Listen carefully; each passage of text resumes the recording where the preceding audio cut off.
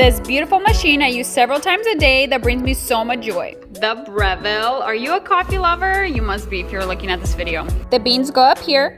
The 60-ounce water tank is in the back.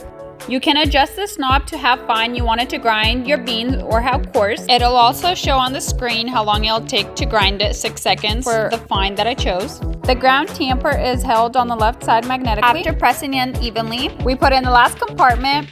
This one I'll make ice, press brew, and watch the creamy coffee drip out. To froth milk, I'll press this milk button and use this nozzle. This time I just need an espresso for a latte. Look at this flowing deliciousness. The cleanup is very easy. I just tossed the used ground, and if I made a hot one and used milk frother, I would just wipe the nozzle with a wet napkin. And that is seriously all the cleanup. Once a month, I just rinse out these 3 trays. About once in a couple of months, I get this notification to clean the system. I put a little tablet where the grinds go and run it for 10 minutes. This is hands down my favorite coffee machine, with so little maintenance and so much reward. I hope this brought value to you.